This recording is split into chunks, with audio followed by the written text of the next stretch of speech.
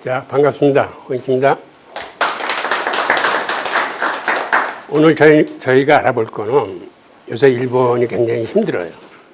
그래서 제가 다른 방송에서도 일본이 위험하다는 얘기를 계속 해왔는데 실제로 이제 위험해졌어요. 그래서 지금 어떻게 위험해졌는지 같이 한번 보죠. 오늘 얘기할 내용은 이 순서입니다.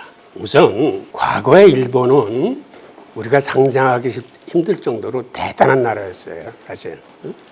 2차 대전 때 미국이 원폭으로 때려서 항복을 했지만 그 후에 일본을 살려준 거는 미국입니다. 특히 우리나라 6.25 전쟁 때 군수품 제조기지로 일본을 활용함으로써 그때서부터 일본은 불같이 일어나기 시작했어요. 그래서 일본이 일어나게 된 가장 첫 번째 계기는 사실 우리 6.25 전쟁이에요. 그 후 한 30년 동안 일본의 성장률이 세계 최고였어요. 30년 동안 하여튼 무섭게 일본이 성장을 했습니다. 그 결과 1980년대 들어가서는 깜짝 놀랄 만큼 어느 정도 깜짝 놀랐냐면 미국하고 유럽이 정말 많이 긴장을 했습니다. 일본이 너무 커져서. 당시 세계 50대 기업에, 자, 이게 세계 50대 기업인데, 세계 50대 기업에 일본 업체들이 어느 정도 있나 한번 보세요. 특히 세계 10대 기업에 10개 중에서 일본 기업이 자그마치 8개야. 50대 기업 중에서는 33개야. 33개. 이 정도로 일본 경제가 막강했어요. 특히 1위 기업인 NTT 같은 일본 통신기업의 시가총액이 우리나라 GDP보다도 훨씬 더 컸어요. 하나의 기업의 시가총액이 대한민국의 GDP보다도 더 컸어요. 저러니 미국이나 유럽이 긴장하지 않을 수가 없는 거죠. 미국 입장에서는 키워줬더니 이제 우리를 추월해? 라고 생각하고 패권 국가는 그렇게 2등을 키워주지 않습니다. 쫓아오지 못하게 그때서부터 이제 미국이 일본을 짓밟기 시작해요. 그리고 그 당시에 또 무슨 일이 있었냐면 당시 일본 경제가 세계 경제에서 2위로 올라섰었고 메모리 반도체가 세계 최강이었습니다. 그리고 이때 일본이 금융 자유화를 한다고 해서 1980년대 초에 일본 기업들이 외국에 나가서 회사채를 발행해서 돈을 빌려올 수 있는 그런 시스템을 허용했습니다. 그래서 일본 기업들이 런던 여객시장에 가서 신주 인수권부 회사채라는 걸 발행을 해요. 신주 인수권부 회사채는 WB라고 부르는데 일정 시기와 일정 조건이 되면은 그 회사의 주식으로 바꿀 수 있는 채권이야. 안 바꿔도 돼. 하지만 그 회사 주식이 가격이 올라가면 그때는 그 회사 주식으로 청구할 수 있는 권리가 있는 거야. 이 회사채가 굉장히 채권 시장에서는 매력이 있는 거예요. 그때 일본 업체들이 나가서 런던에서 달러나 파운드화로 회사채를 발행해서 달러나 파운드화를 끌어모았는데 이게 어떠한 형국으로 치닫냐면 달러로 발행했으면은 일본에 갖고 들어올 적에는 그걸 엔화로 바꿔야 되잖아요. 그럴 때 이제 통화 수합을 합니다. 달러하고 엔화하고 서로 돈을 바꾸는 통화 수합을 하는데 그때 이자 수합까지 같이 이루어져요.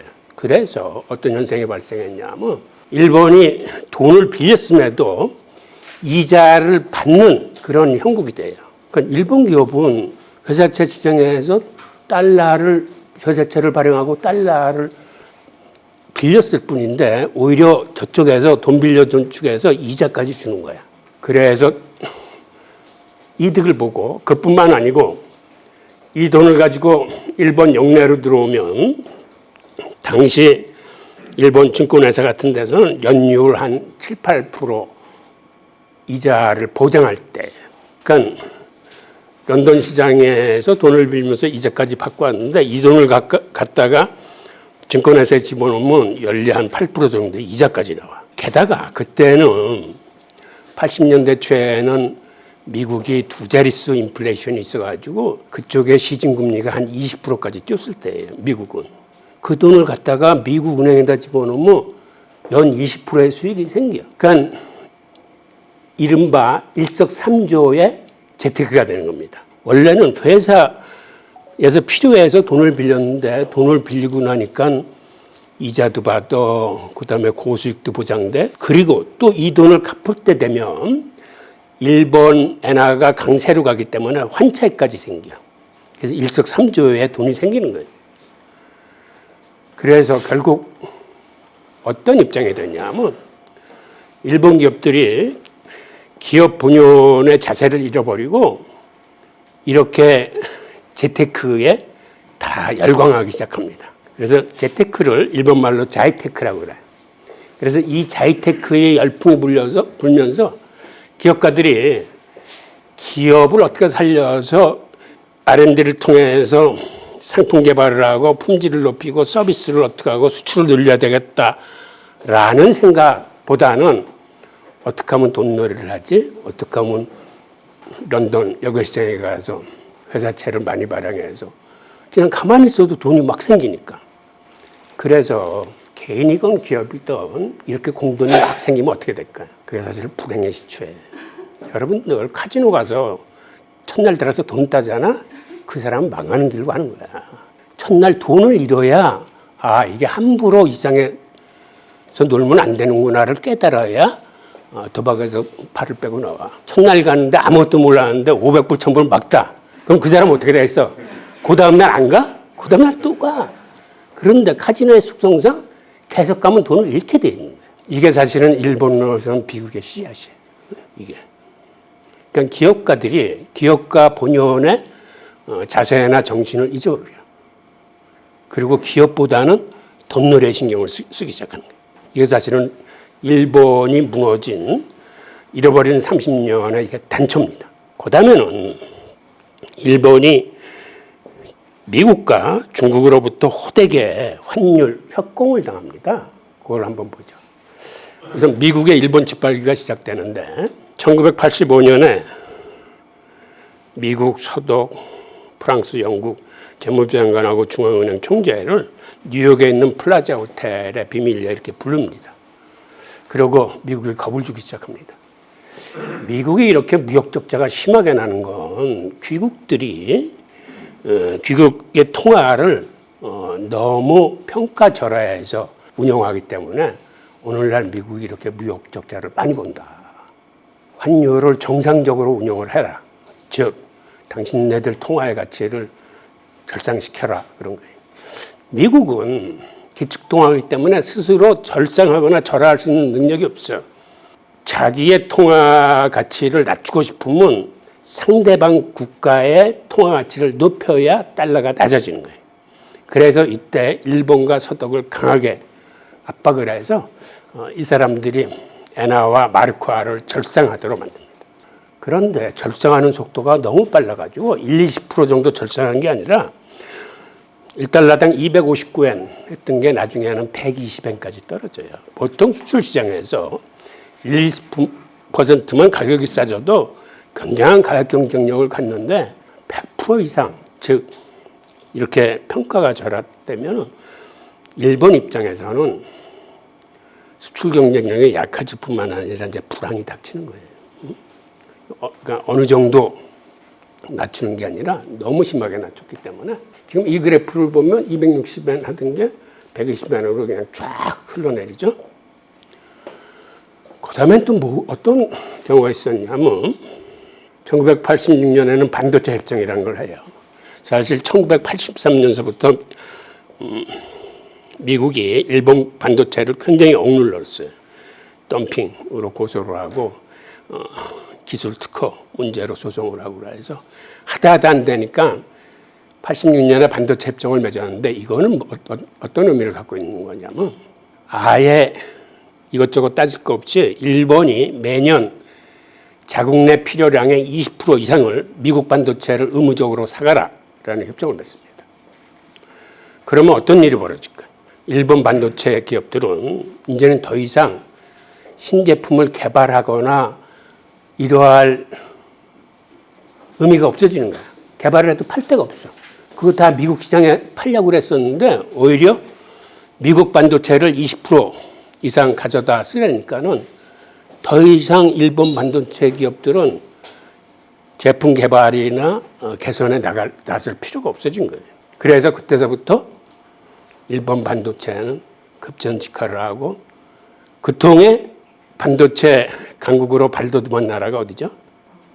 그게 우리나라예요. 그러니까 우리가 사실은 본의 아니게 미국이 우리를 많이 도와준 거예요. 일본을 확 억누르면서 우리 한국 반도체 기업들이.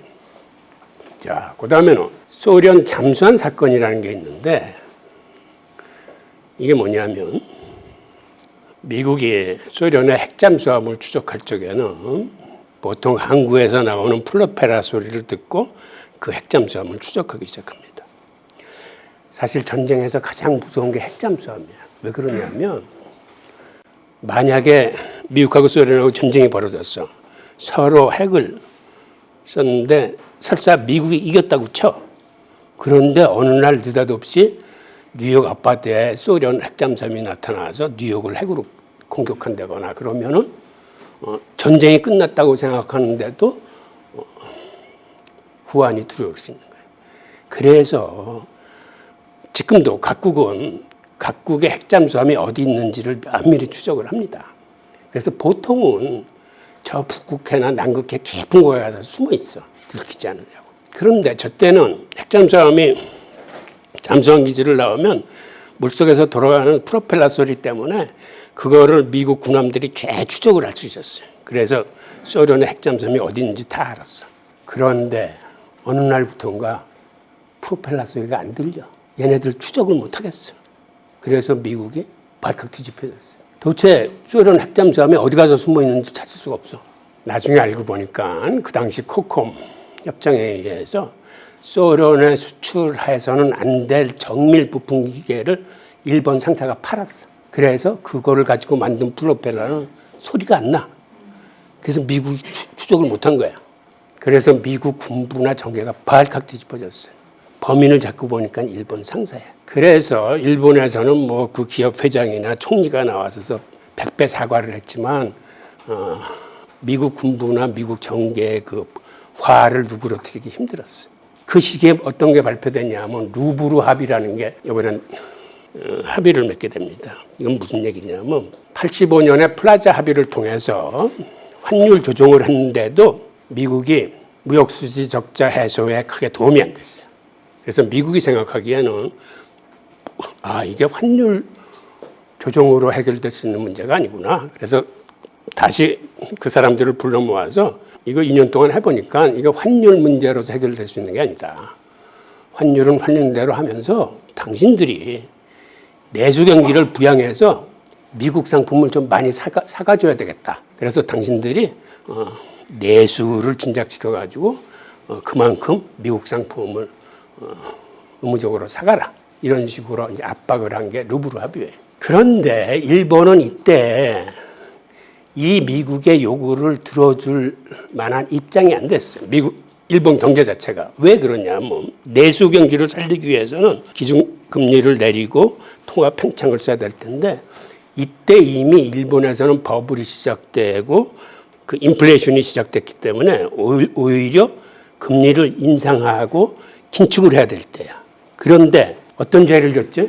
소련 잠수함 사건 죄를 진 게 있잖아. 그러니까 미국의 청을 뿌리치지 못하고 경제정책을 반대로 시행한 거예요. 즉 금리를 인상하고 긴축을 해야 될 때 금리를 내리고 돈을 풀기 시작합니다. 그리고 내수를 부양하기 위해서 부동산 경기를 살리기 위해서 집값의 120%까지 대출을 해줘. 왜 100%만 대출해줘도 집을 살 수 있을 텐데 120%까지 해줄까요? 그 집이 뻔히 오를 거라고 알기 때문에 120%까지 해줘요. 그래서 일본 사회가 어떻게 됐을까요? 그때부터 무섭게 버블에 쌓이는 겁니다.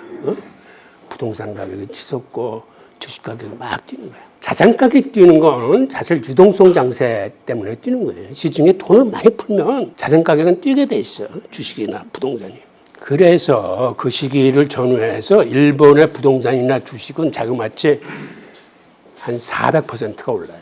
한 5, 6년 사이에 불같이 올라. 400%라고 그러면 말은 쉽지만 집값이 예를 들어서 10억 했던 게 2배로 뛰면 20억이 되고 20억 했던 게 또 2배로 뛰면 40억 되잖아. 10억짜리 아파트가 40억 된 거야, 5년 사이에. 주식도 마찬가지. 비중이 거의 비슷해. 100만 원짜리 주식이 400만 원 된 거야. 그런 식으로. 엄청나게 자산 가격이 올라가는 거야.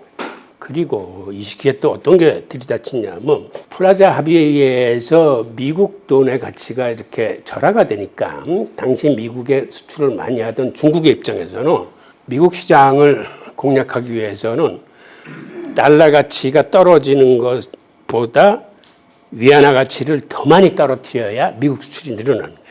그래서 당시 등소평이 일종의 국가적 전략으로 위안화 가치를 올리기 시작했습니다. 보통 달러당 1위안대에 있었던 걸 2.8위안으로 올리고 그 다음에 한 3단계를 거쳐서 8.2위안까지 올라가. 즉 이 그래프에서 보듯이 1.0대에 있던 게 몇 단계를 거쳐서 8.2까지 올라옵니다. 이게 10여 년 사이에 일어난 일이에요. 이게 뭘 의미하냐면 예를 들어서 중국에서 한 달에 한 400달러를 받고 일하던 근로자의 급여가 달러 기준으로 봤을 적에는 몇 분의 1로 줄어든 거죠? 그게 4분의 1로 줄어든 거야. 이제는 100달러만 주면은 그 근로자를 고용해서 제품을 생산할 수 있는 거예요. 이렇게 한 나라의 인건비가 4분의 1로 줄어들면 어떻게 될까요? 그렇게 인건비가 막 싸졌어. 10여 년 만에. 그러면 세계에 있는 제조업 공장들이 다 중국으로 몰려들기 시작하는 거예요. 중국의 인건비가 워낙 싸지니까. 그래서 중국은 이때서부터 제조업 강국이 돼서 세계의 공장이 돼서 세계의 물건을 싸게 공급하고 이때 일본의 제조업은 대부분이 다 중국으로 옮깁니다. 그래서 일본에서는 제조업 공동화가 생겨. 즉 경공업 제품의 제조업이 없어져 버려. 다 사라졌어. 다 중국으로 가는 통에. 자, 그리고 중국 스스로도 자기네들이 너무 많이 평가지를 절하했다라고 생각했는지 그 다음부터는 슬슬 위안화 강세로 나갑니다. 그래서 이때 주변의 그 달러 자본들이 중국의 블랙홀처럼 빨려 들어가면서 중국에 투자를 하기 시작했어요. 그 통해 주변의 달러 자본이 중국으로 빨려 들어가면서 동남아에 있던 다른 나라들은 달러가 유출되는 통해 외환위기를 겪어요. 그래서 동남아의 외환위기나 우리의 IMF 사태는 이때 중국에 이렇게 달러 자본이 블랙홀처럼 빨려 들어간 이거의 이유도 됩니다. 자, 이런 식으로 일본의 기업인들이 기업가 정신을 잊어버리고 미국과 중국으로부터 이렇게 협공을 당하면서 일본은 엔화 강세 속에 시달리면서 엔화 자국 통화가 강해지면은 어떻게 될까? 수입 물가가 싸지면서 공산품 가격들이 점점 더 싸지기 시작해. 그게 바로 디플레이션이야.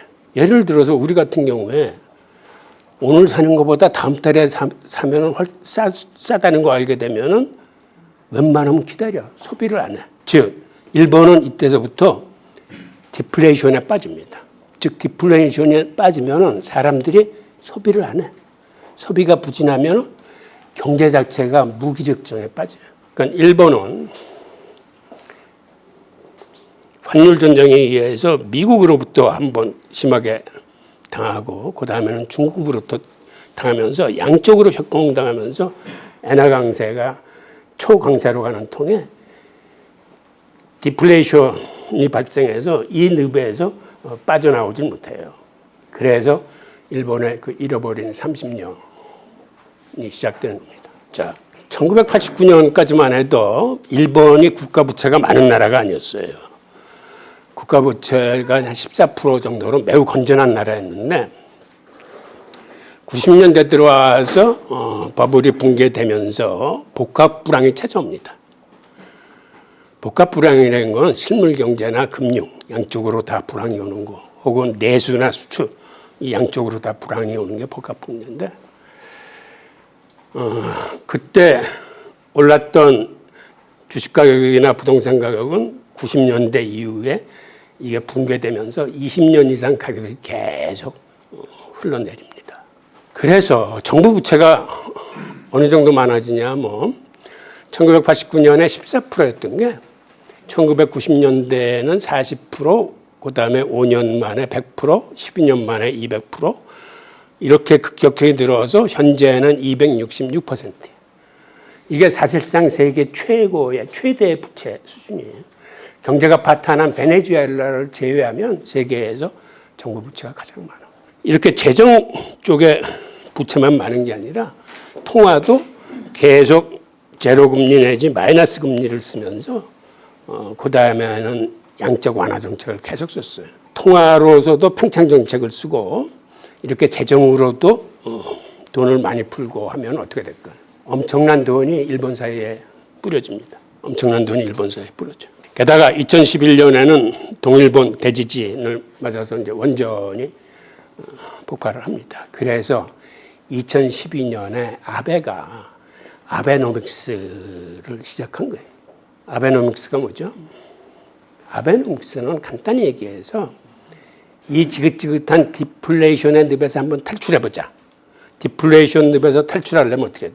돈을 많이 풀어가지고 인플레이션을 유도를 해야 돼. 디플레이션에서 빠져나오면. 그래서 일본 정부는 통화 정책과 재정 정책으로 돈을 엄청나게 뿌리기 시작합니다. 디플레이션에서 탈출을 하려고.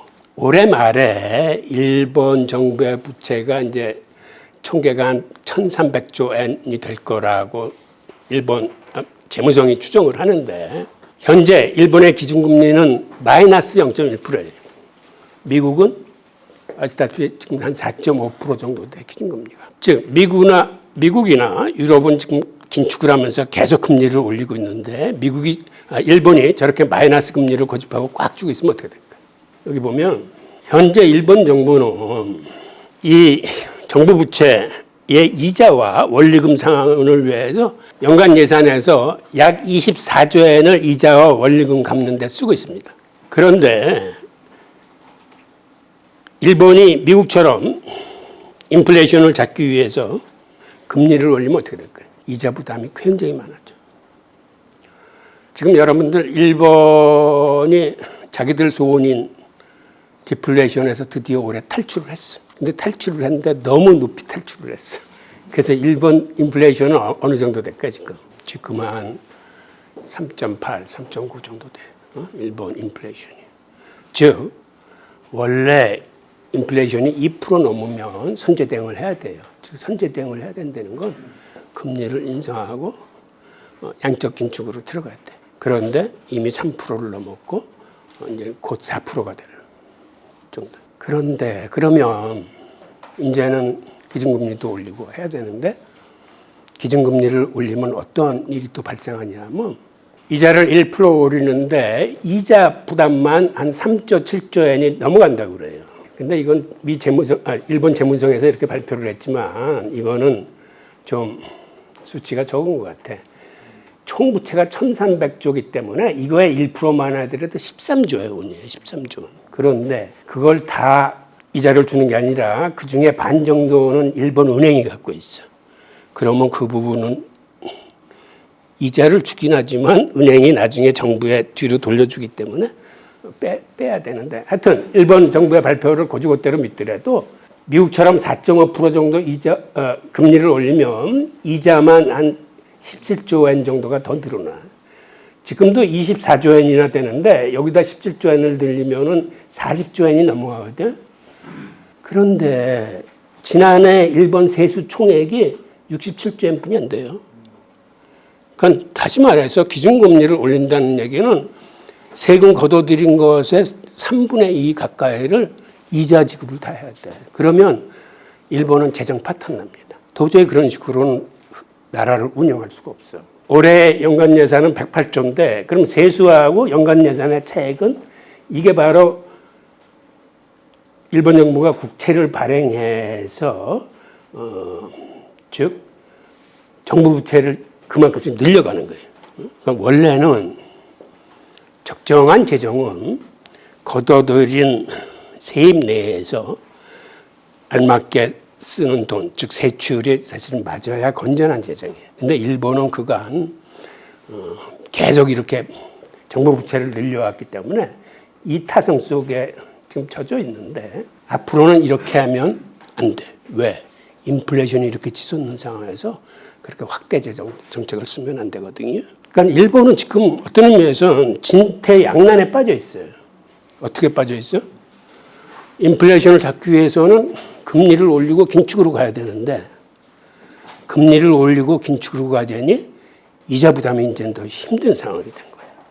게다가 어떤 문제가 또 있냐면 저렇게 기준금리를 마이너스로 운영을 하다 보니까 10년물 금리 같은 경우는 이게 0.25%로 일본이 강제로 이렇게 지금 YCC를 걸어놓고 있는 거거든요. 이건 뭐냐면 10년물 국채 금리는 사실은 시중금리예요. 시중금리.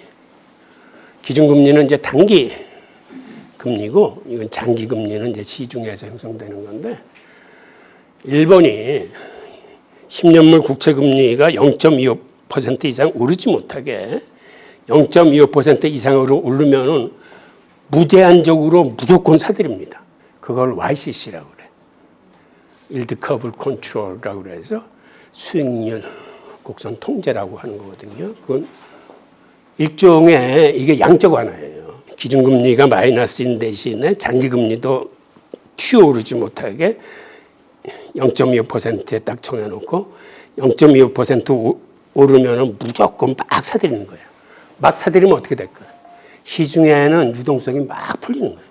인위적으로 시중의 금리를 억누르는 정책이에요. 이게 YCC인데 세계 각국이 다 제로금리였던 때는 이게 맥혔어요. 그죠? 그런데 지금 미국이나 유럽은 어떻게 돼? 인플레이션이 치솟으면서 금리가 막 오르잖아요. 근데 일본만 이렇게 해서 버틸 수가 있을까?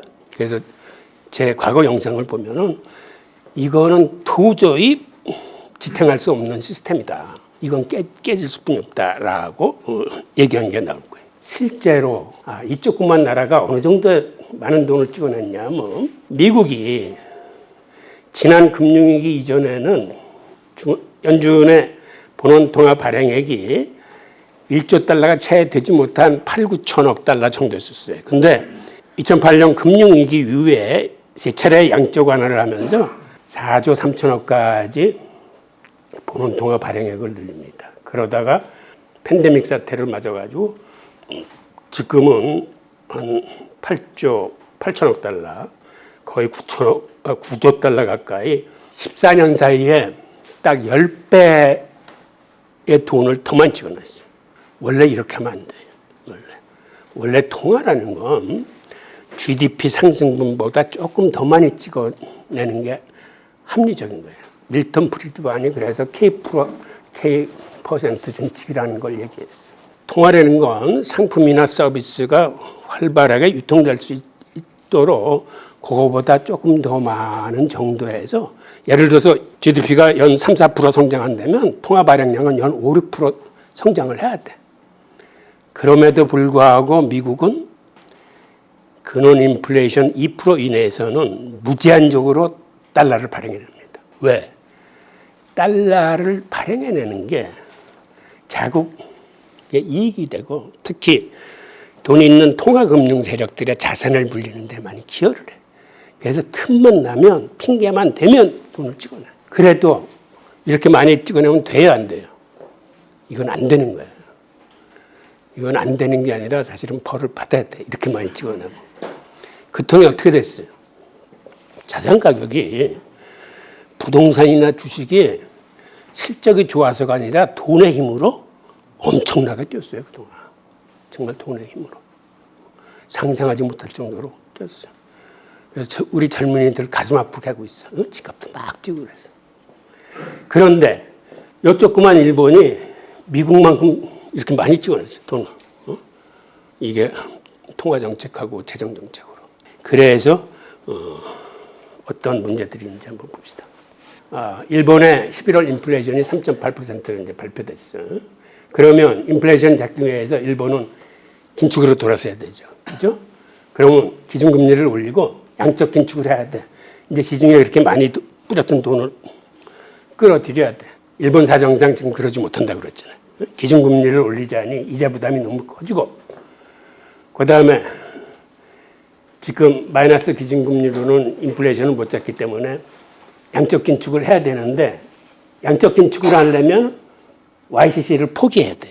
YCC를 한다는 것 자체는 시중에서 기준금리가 오르지 못하게 계속 국채를 사들이고 있다는 얘기는 국채를 사는 대신 일본 엔화가 시중으로 막 풀리는 거예요.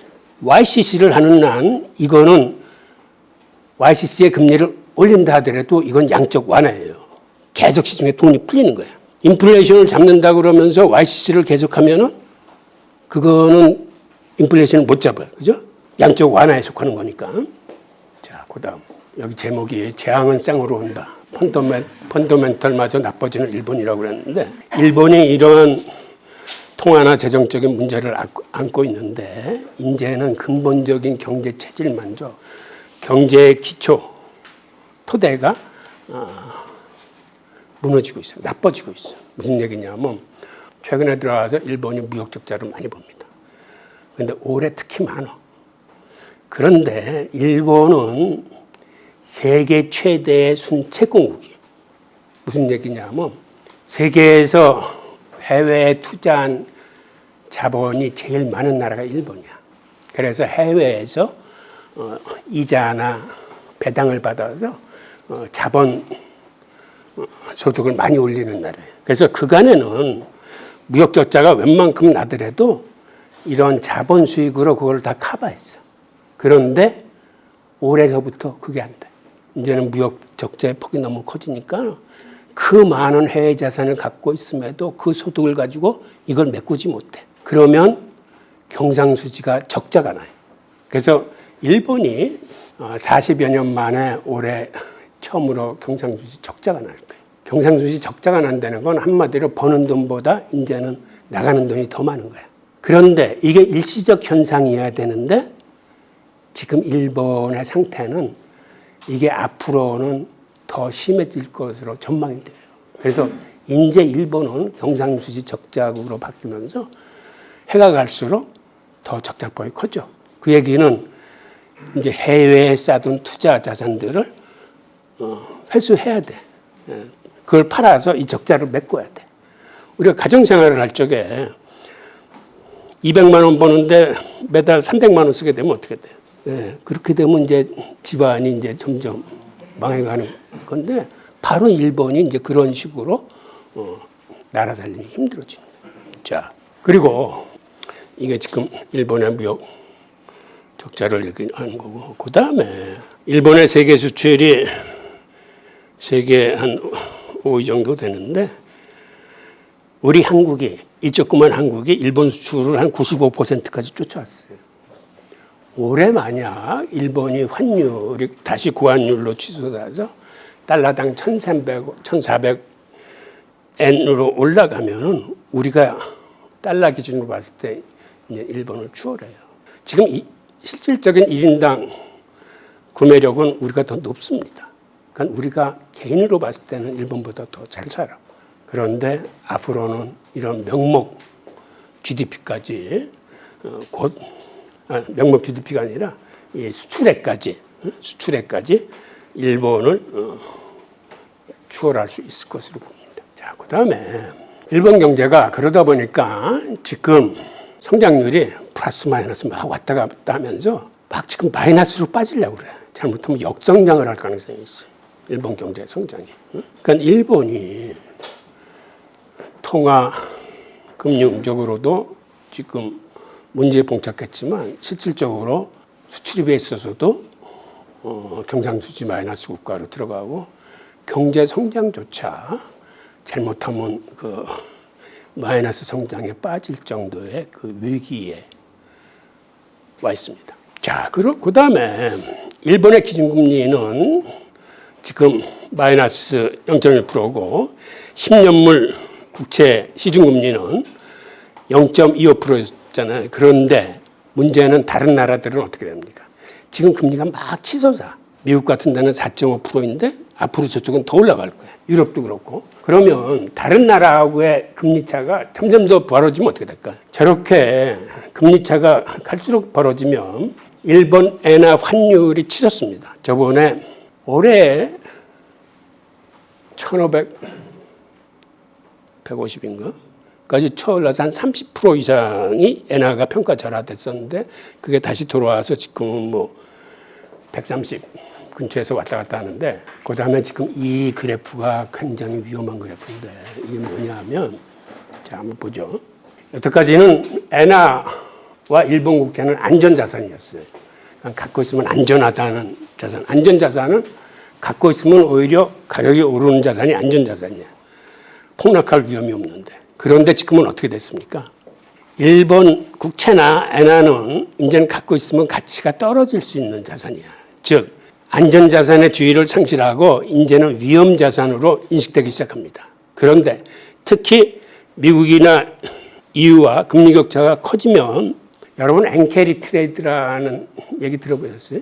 엔캐리 트레이드는 뭐냐? 뭐 일본 투자기관이나 일본 부인네들이 싼 엔화를 빌려서 이거를 금리가 비싸거나 투자 수익률이 높은 외국에 투자하는 게 엔캐리 트레이드예요. 같이 마이너스 금차가 거의 없을 때는 이게 발생하지 않는데 지금처럼 일본은 마이너스 금리고 미국은 4.5%면은 이걸 그대로 엔화를 달러로만 바꿔서 미국 은행에다가 집어넣어도 이쪽은 연 4.5%의 이자를 받는 거거든요. 그렇게 되면 자본의 속성상 투자 수익률이 높은 곳으로 자본이 빠져나가요. 이런 지금 엔캐리 트레이드를 요새는 예전에는 금융기관들이 주도했는데 일본에서 개인들이 이걸 주도해. 특히 집에 있는 주부들이 이걸 주도해. 그렇게 된 이유는 옛날에는 엔화를 가져가서 달러를 바꾸려면 은행을 찾아가야 돼. 그래서 수속을 바꿔서 달러를 받아서 뭐 그거를 송금시키고 했는데 지금 인터넷 시대에 들어와서는 그럴 필요가 없어요.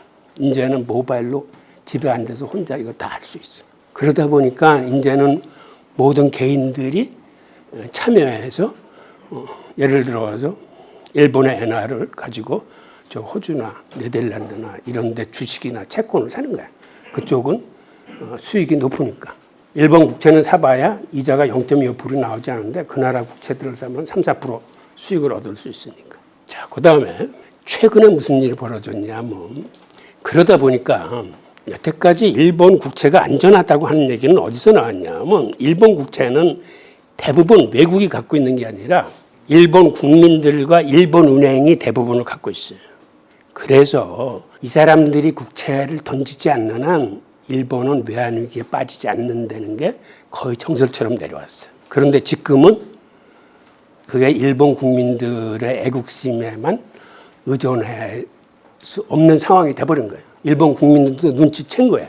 이제 저 YCC 정책 저거 계속 쓸 수 없겠다. 다른 나라의 금리가 올라가니까. 그래서 저거는 언젠가는 깨질 수뿐이 없다라고 생각해서 올 6월서부터 이 그래프를 보면 알지만 일본 국민들이 자기 국채를 계속 매도하기 시작합니다. 지금 그래프가 이렇게 내려왔다가 한 7월서부터 굉장히 가파르게 올라가는 게 보이죠. 이게 뭐냐면 일반 국민들이 국채를 파니까 이거를 누가 사죠?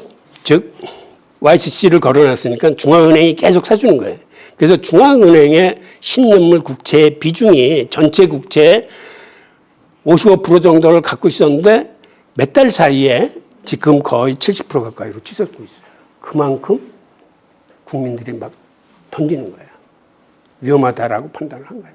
게다가 이런 거를 가장 많이 활용하는 게 헤지펀드입니다. 그래서 아마 9, 10월 달에는 헤지펀드도 개입을 한 것 같아요. 그리고 올해 들어와서 이렇게 외국으로 빠져나가는 엔캐리 트레이드 자금이 많아. 해외로 이 엔화 자본들이 이제 빠져나가고 있어요. YCC를 못 막으면 어떻게 될까요? 이건 뚝이 터지는 거하고 비슷한 양상을 보여요. YCC를 못 막으면 저렇게 심하게 억눌러 놓고 있으면은 저게 막 밑에서 분출하려는 힘이 있기 때문에 그래서 지난 12월 20일 날 뭐가 발표됐습니까? 드디어 9월, 10월에 엄청나게 매도 세력이 나와가지고 일본이 정부가 환율 시장에 개입을 합니다. 그래서 9월 달에 외환보유고에서 540억 달러의 미국 국채를 팔아서 그걸 달러로 바꾼 다음에 그 달러를 가지고 엔화를 계속 사들이면서 외환시장을 방어를 했어요. 그런데 10월 달에도 그와 비슷한 액수를 함으로써 단 2달 사이에 1,000억 달러 이상이 외환보유고에서 없어져 버렸어요. 결국 그걸 견디지 못하고 지난 12월 20일 날 YCC를 0.25%에서 0.5%로 올렸습니다. 이게 굉장히 중요한 시그널이에요. 이제 0.25%는 도저히 막아낼 수가 없으니까 0.5%로 올린 거예요.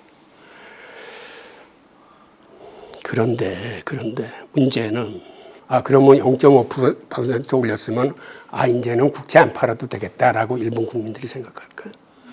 아니면 헤지펀드들이 이제는 올릴 만큼 올렸으니까 이제 더 이상 공격하지 않아야 되겠다라고 생각을 할까요? 제가 보기에 지금서부터 국민들의 인식이 어떻게 되느냐에 따라서 굉장히 중요한 분기점에 우리들이 있습니다. 그건 뭐냐면 지금처럼 이렇게 일본이 외환보유고에서 미국 국채를 막 내다 팔아서 달러를 마련해가지고 외환방어를 시작하면 어떻게 될까? 미국 국채시장은 자기네 국채 공급광이 되면서 미국 국채시장도 굉장히 어려워집니다. 공급이 수요보다 굉장히 많아져. 그러면 미국 국채 가격도 가격이 떨어지는 거예요. 그런데 이게 일본만 그런 게 아니라 중국은 사실은 더 많은 미국 국채를 팔아가지고 외환시장을 방어를 했어요. 그 통해 중국의 외환보유고가 1조 한 3천억 정도 이상 됐던 게 지금은 1조 이하로 떨어졌어요. 그만큼 국채를 많이 팔아. 그럼 일본과 중국만 그렇게 팔까 지금? 세계 각국의 중앙은행들이 최팔기 시작하는 겁니다. 그게 바로 이 밑에 있는 이 그래프예요. 그러니까 일본과 중국만 미국 국채를 내다 파는 게 아니라 다른 나라들도 최팔어. 왜? 여태까지는 미국 국채를 안전자산이라고 생각했는데 사두면 지난 40년간 국채 가격이 계속 올랐어. 즉 이자율은 계속 떨어졌어. 이자율하고 국채 가격은 반대로 가는 거예요. 그런데 팬데믹 이후에 지금 미국 국채 가격이 오르기 시작합니다. 즉 그 얘기는 국채 가격이 떨어진다는 얘기예요. 그래서 이제는 국채가 안전자산이 아니야. 이게 위험자산이 됐어. 그래서 외국 중앙은행뿐만 아니라 연기금이나 개인들도 가능하면 국채를 팔려고 그래. 지금 국채를 사는 세력이 거의 없어요.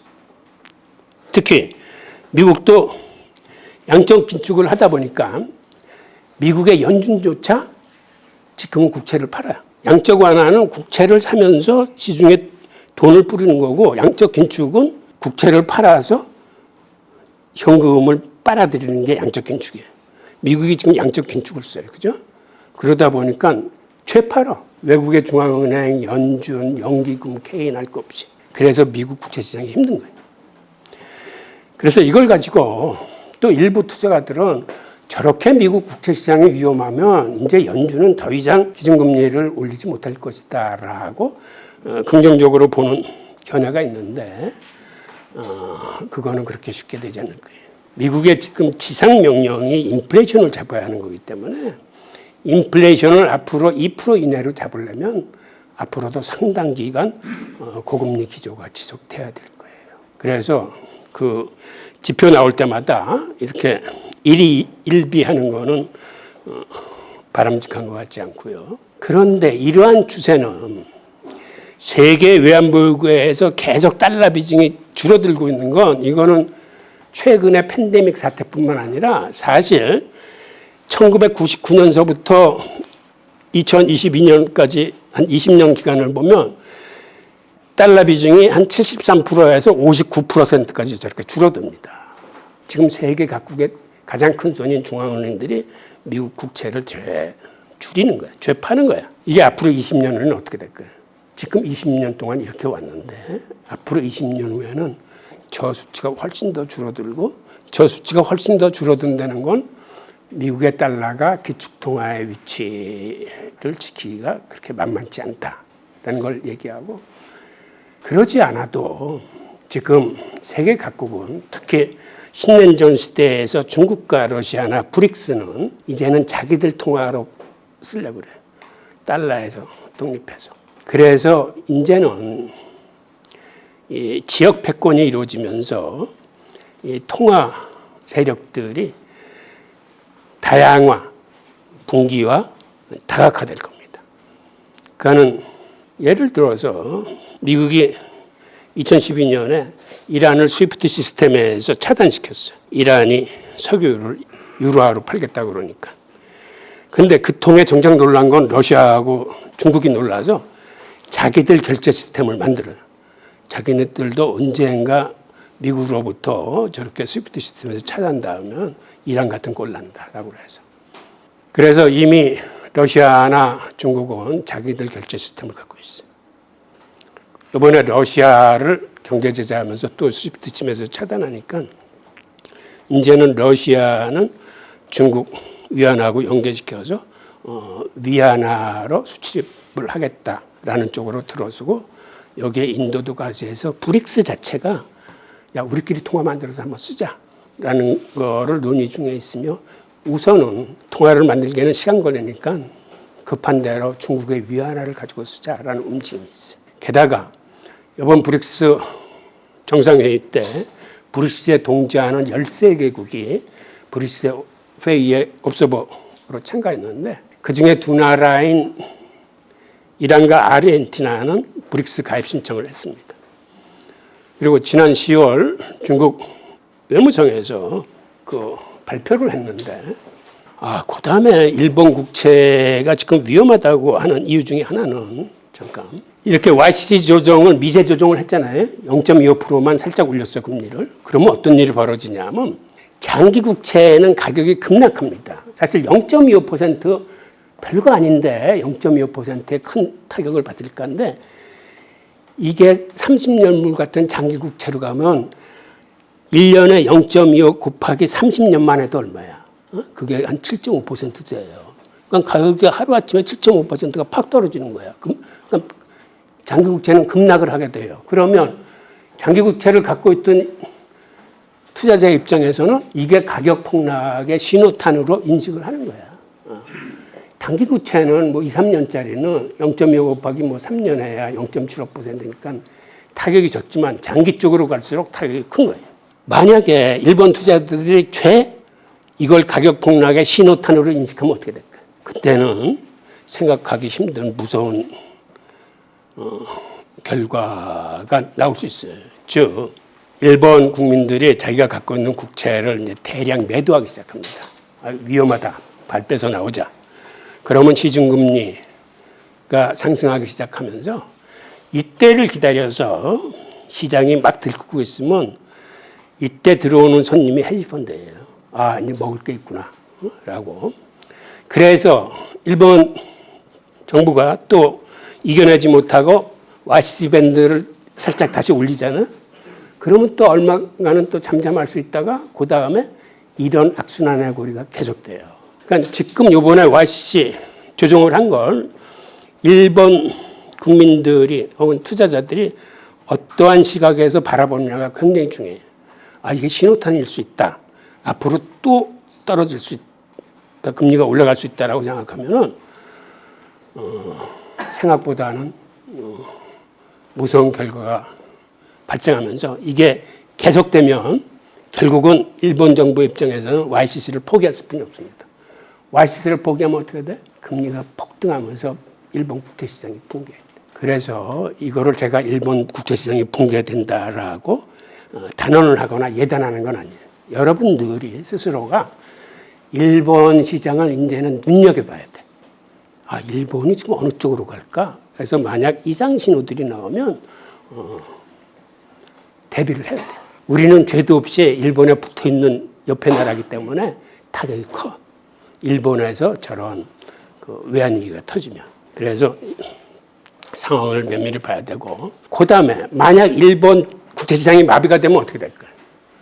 그 다음에는 일본 정부가 국채를 발행했더라도 그게 시장에서 거래가 안 돼요. 그리고 일본 정부는 만기가 돼서 돌아오는 국채를 롤로버를 해서 막아야 되는데 즉 이 얘기는 국채를 새로 발행해서 끌어들인 돈으로 만기가 돼서 돌아오는 국채를 상환해 줘야 되는데 이게 안 돼. 그러면 무슨 일이 벌어질까?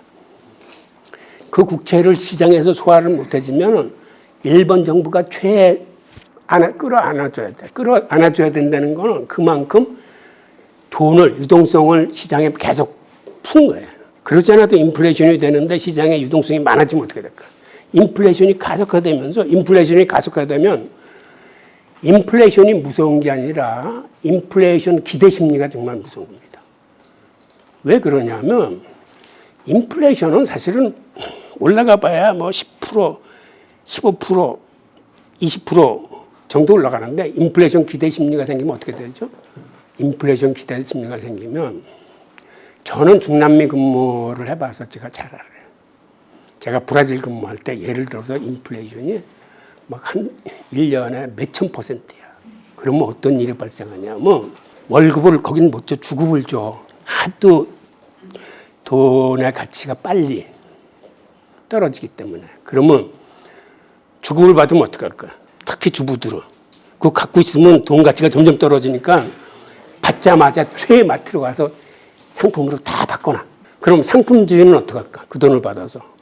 자기 또 그 돈을 갖고 있으면 손해야. 그러니까 얼른 이 돈을 상품으로 바꾸든가 달러를 바꾸든가 아니면 오버나잇 예금이라 그래서 하루만 예금해도 하루에 3%씩 막 주는 데가 있어. 그러니까는 기업가들이 기업을 어떻게 잘 발전시키지가 아니라 당장 들어오는 내 돈, 내 자산을 어떻게 방어를 할까가 초미의 관심사야.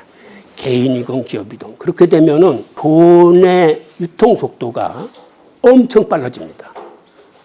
돈의 유통 속도가 빨라지면은 돈을 그 몇 배로 발행한 효과가 생겨. 그래서 정부가 통화량을 많이 발행해서 초인플레이션 생기는 게 아니에요. 이런 인플레이션 기대 심리가 한번 돌기 시작하면 그 다음에는 정부도 그걸 막아내지 못해요. 그래서 중남미에서 그렇게 몇백 %, 몇천 %의 인플레이션이 발생하는 거예요. 그러니까 인플레이션보다 무서운 게 기대 인플레이션이에요. 기대 인플레이션. 그런데 일본에서 저렇게 지금 국채 시장이 불안하고 저렇게 되면 잘못하면 일본 국민들 사이에서 기대 인플레이션이 일어날 수 있어요. 인플레이션이 지속될 수 있다. 자, 그렇게 되면 기대 인플레이션이 확대되면 이거는 정부로서도 막지 못해. 그래서 이제 어떤 고인플레이션, 최인플레이션이 오는 거거든요.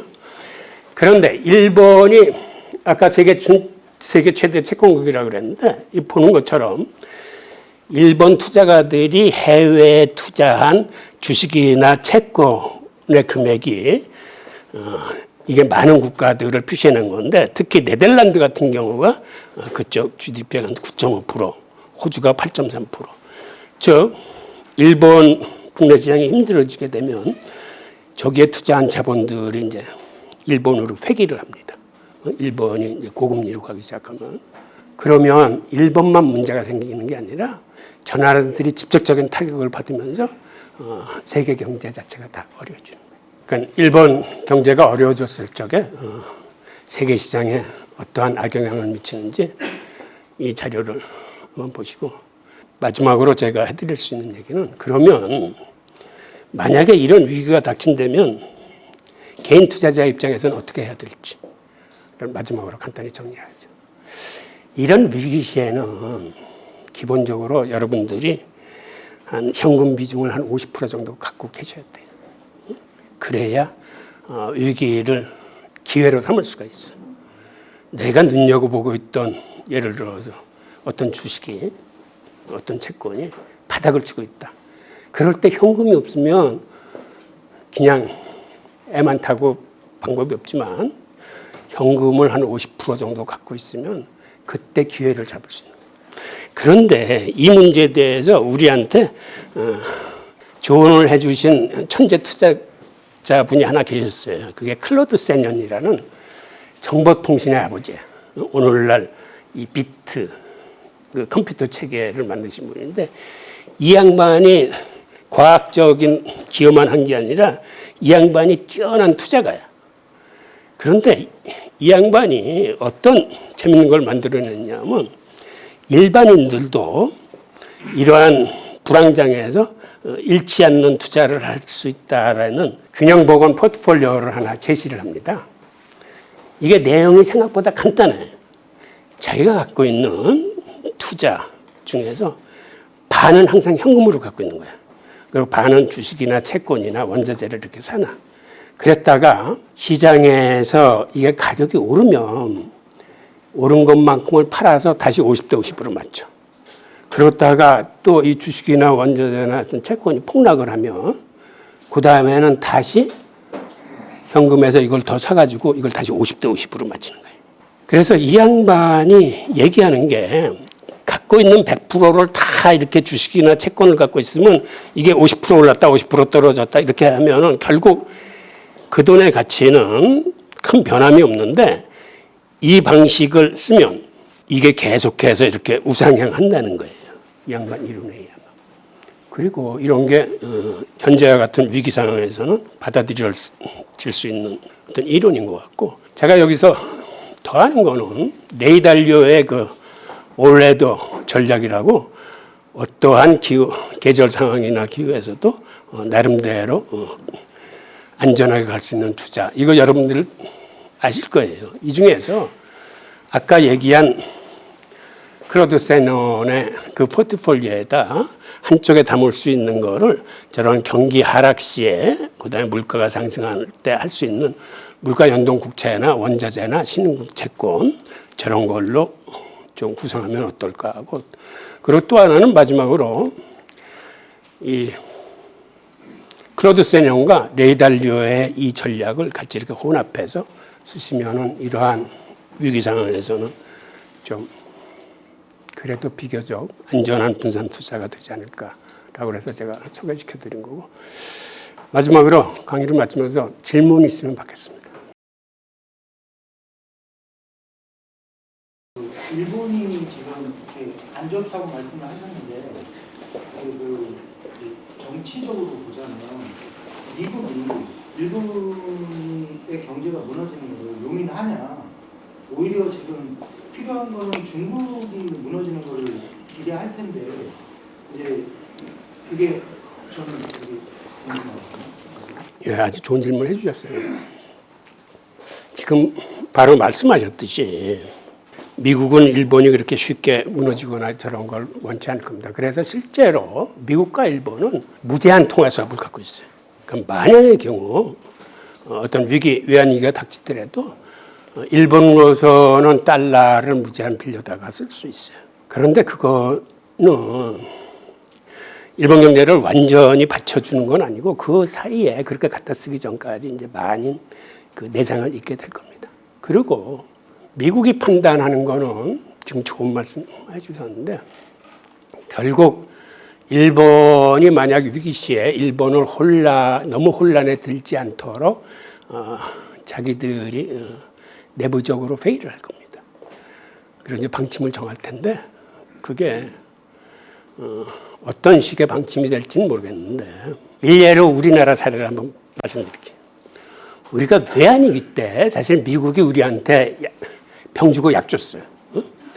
워싱턴 컨센서스로 한국을 개방시키면서 우리한테 모든 거를 미국 규범에 맞추게 하면서 그 과정에서 우리 자본이 많이 털려나갔습니다. 많이 수탈당했어요. 그런데 마지막에 한국의 달러가 다 떨어뜨렸을 때 한국을 부도낼 것이냐라고 백악관에서 특별 회의가 있었어요. 그때 클린턴 대통령하고 그 다음에 루빈 재무부 장관, 코온 국방장관, 그 올브라이트 국무장관, 그 다음에 그 백악관 그 관련 수석 5명이서 모여서 회의를 했는데 대통령만 빼놓고 4명이 다 유대인이야. 그때 루빈이 어떤 얘기를 했냐면 이거는 민간 사이드 은행의 문제이기 때문에 은행들이 처리하게 그냥 놔두자.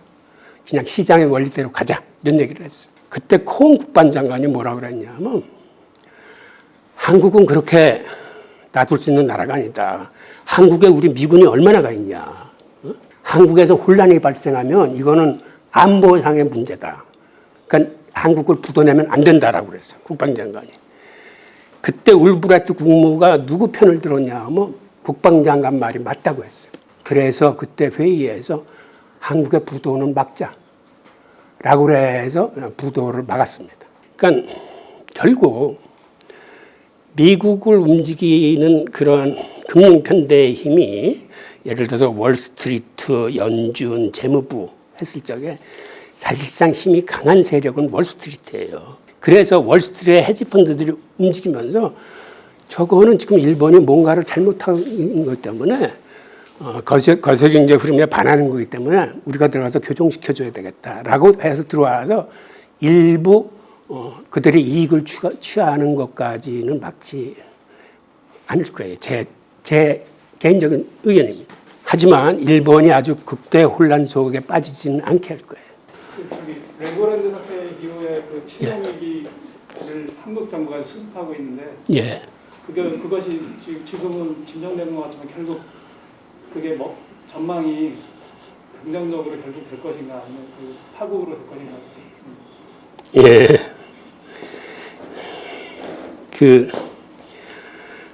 제 의견은 이렇습니다. 지금 세계에는 생각보다는 위험한 리스크들이 많아요.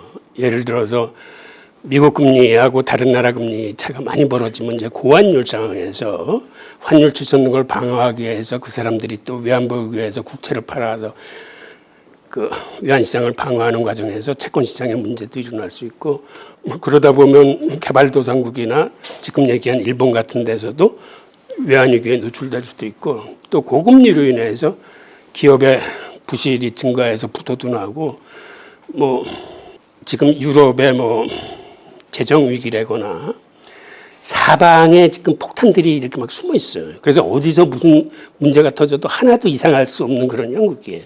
아마 우리 이종우 센터장님이 말씀해 주실 텐데, 그러니까 이런 상황 속에서 그 레고랜드 때문에 이렇게 채권 시장이 힘들어지고 했던 거는 그것뿐만 아니라 국채 시장이 공급 과잉에 시달리면서 힘들어지면 그 하위 집단인 회사채 시장은 더 힘들어져요.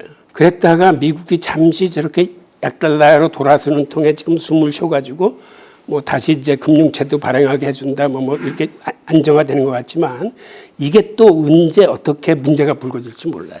그래서 그거는 예측의 차원이 아니고 시나리오를 쓰셔가지고 대응을 하셔야 될 겁니다. 만약 상황이 어떻게 전개될 거라고 낙관적인 거, 부정적인 거 이렇게 시나리오를 보고 만약 이런 상태 되면 내가 어떻게 대응해야 되겠다. 부정적인 거는 어떻게 대응해야 되겠다라고 그 대응 시나리오를 짜놓으셔야 될 거예요. 아까 질문하고 연결되는 건 예. 만약에 월스트리트에 예. 개인들이 많지 않습니까?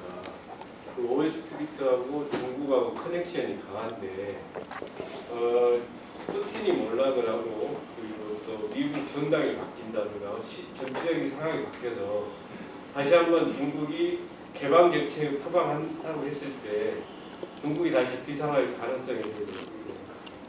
지금으로서는 이제 아시다시피 패권 전쟁에 들어가면서 어떤 신냉전 구도가 굳어져서 이제 서로 이제 자기 갈 길 가는 건데요. 꼭 중국이 다시 개방하고 옛날 자본주의 시스템으로 돌아오지 않는다 하더라도 중국은 생각보다 지금 강하게 무역 규모나 이제는 그 GDP 규모나 이게 점점 커지고 그 다음에 브릭스에 동조하는 국가도 이제 한 20여 개 가까이로 커지면서 그 나름대로 이 반서구 입장에서 자기의 그 틀을 확보하게 될 겁니다.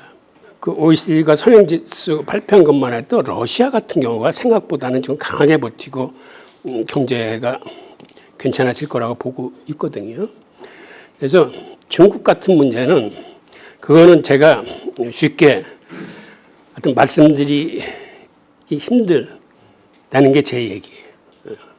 그거는 한번 상황을 보셔야 될 겁니다.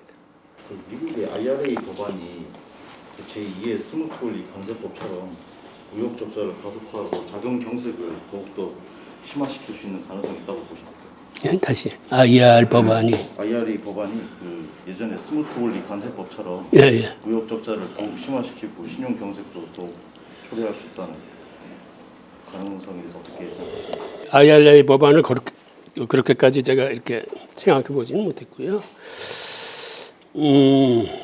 미국이나 어느 정부도 옛날에 그 대공황시에 그런 보호주의나 이런 걸로 해서 세계가 그때 얼만큼 고생하고 있었는지는 잘 압니다. 그러니까 지금은 어떤 패권 전쟁 와중에 어떤 신냉전 구도에 의해서 불가피하게 이제 세계화에서 후퇴를 하면서 그러한 부작용들은 있을 수 있는데 그때 상황처럼 그렇게 심하게 보호무역주의나 이런 경쟁적으로 그쪽으로 가지는 않을 것 같아요. 제 생각에는. 물론 예전의 세계화 시절이나 골드락스 시절에 비해서는 많은 이제 그 폐가 나뉘면서 어떤 그 공급망 봉쇄나 뭐 이런 것 때문에 부작용은 없진 않을 거예요. 하지만 옛날의 대공황 시대처럼 그런 우악스러운 짓은 하진 않을 것 같습니다.